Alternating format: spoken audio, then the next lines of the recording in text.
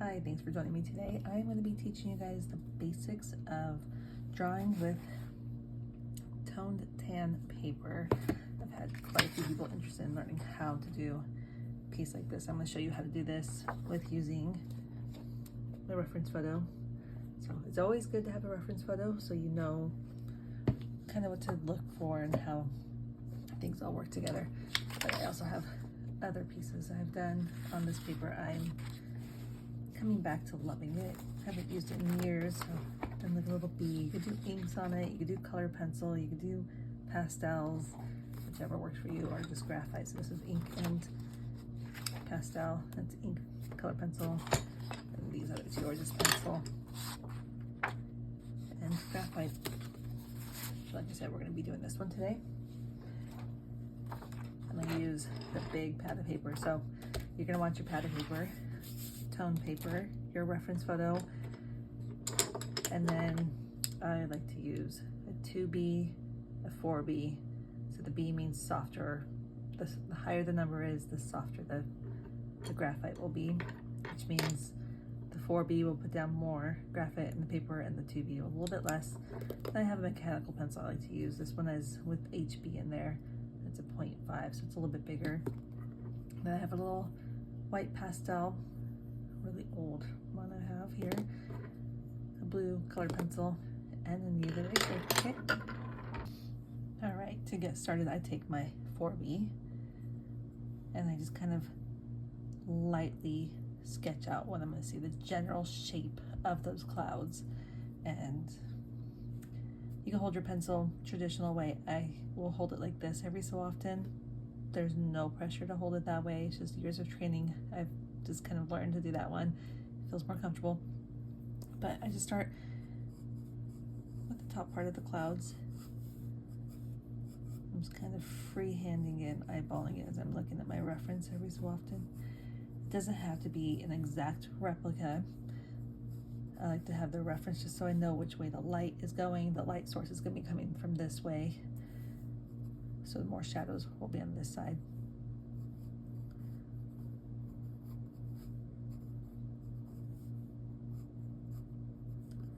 So I'm going to kind of mark where some of these other little clouds are, the formations in the middle of it. So I'm not going very hard at all. I'm actually going very, very lightly. So we have here the bottom of this cloud. It kind of sweeps up, comes over to this other part here. So that's going to be kind of a darker part. So just to kind of mark that this is kind of that bottom part of those clouds here, I'm going to kind of make an oval shape there. Kind of continue with that over here with these clouds. Can't tell if you guys can see that. I'll go a little closer for you.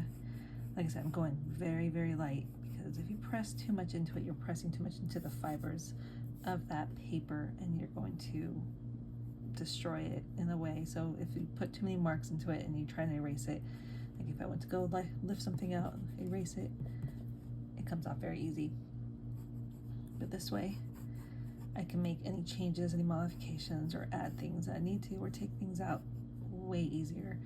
So that takes some practice. So even if you just want to sketch on a couple pieces of paper or a sketchbook or something, or I just get a big old thing of printer paper for $5 at the store and just use that for my kids or myself to practice on, and it helps a lot. All right, so can you see that? The basic general outline. So what I'm going to do now, I continue with the 4B.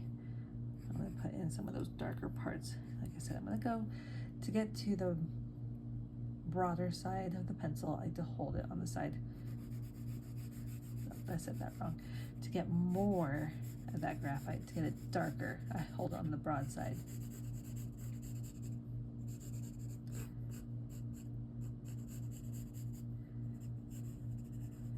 So here I'm going to just kind of sketchy shape it.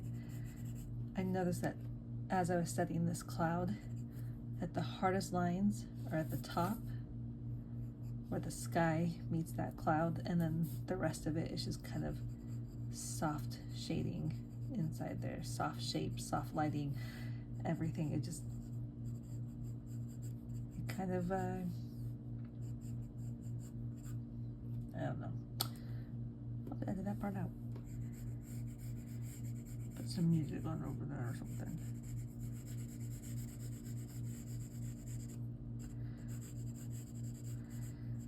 So I just kind of map out where those darker parts are.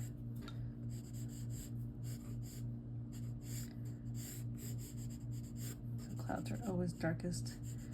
If they're big cumulonimbus clouds like this thunderhead here, it's going to be darkest at the bottom. So, there's no light passing through to those points. So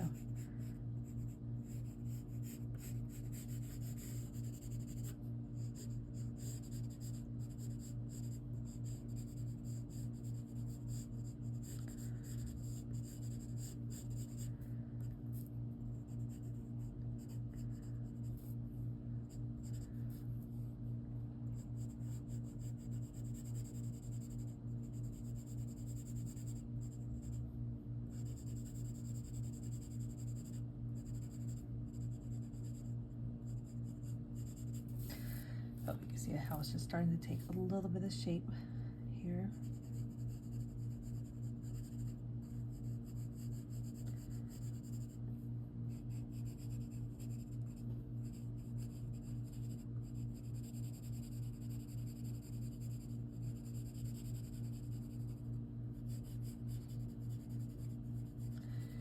And like I said, does it have to be an exact copy of those clouds? We're kind of putting our own little twist on it because everybody sees things a little bit differently through the different lenses of your lives and experiences that you've had. So depending on how you see the clouds, you might see more blues in there and purples. I'm just doing a basic one. I will sometimes add purples and pinks and yellows to my clouds as I'm drawing them. But for this nice toned paper, I just kind of leave it basic and a little simple, just so you see more the shape of the cloud. If you ever gotten frustrated with it, step back for a second. Sometimes just taking a little bit of a break, stepping back from something, you realize, oh, that doesn't look so bad after all. This does look like clouds. Oh yeah, that's pretty cool. It's all about the progress you're making, not the finished product. Because if you're having fun while you're doing it right.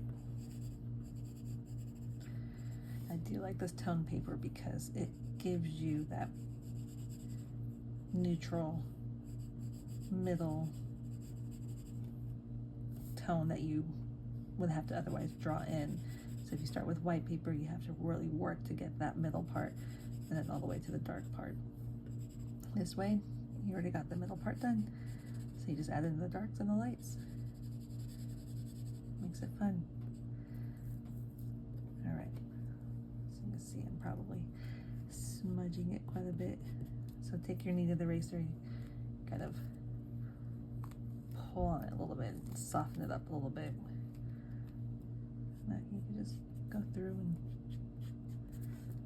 tap out some of those spots. All right.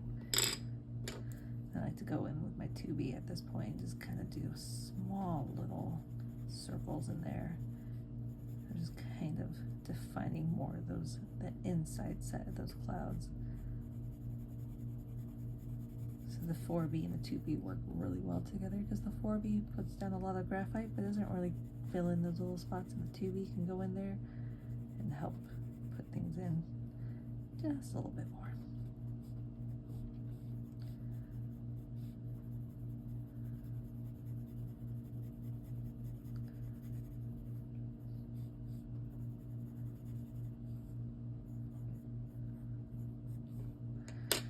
I'll show you really quick.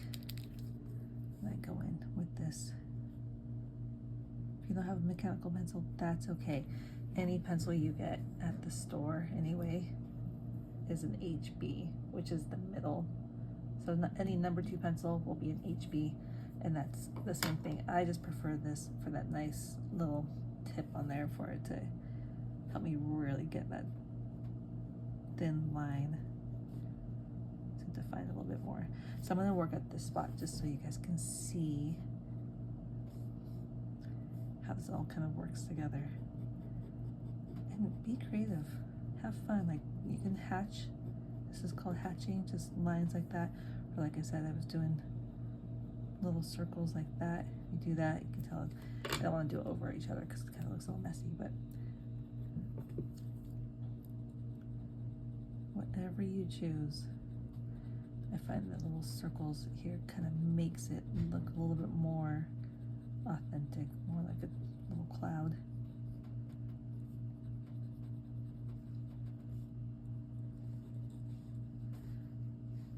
All right, so next step, get your pastel pencil. So wherever that light is hitting that cloud the most, okay, yeah, you look at clouds, they're mostly white, but if you were to start looking at them and studying them, there are so many different colors in there.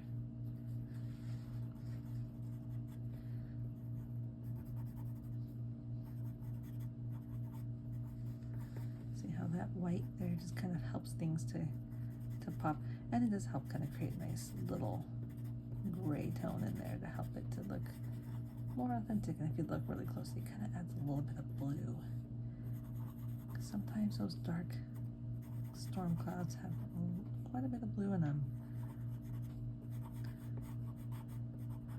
I live in Oklahoma City, so there are plenty of these kind of clouds all the time.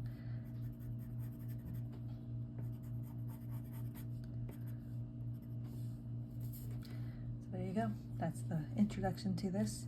I do have a link to my Amazon creators account, collab account, something, whatever it's called. It has all the things in there that shows you what you need to make this. It has the picture of the smaller one, so you can go ahead and look at that and figure it out. I hope you do see I did pops of yellow in there just for fun on this one, a little bit of blue. So last little bit, you can take blue colored pencil if you want to. You can leave it as it is. You can put color in there. See how that just kind of adds a little bit of interest.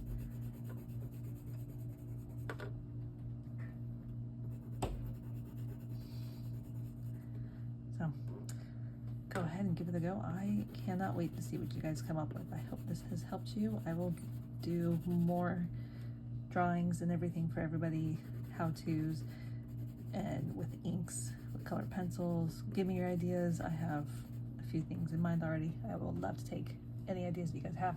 All right, bye.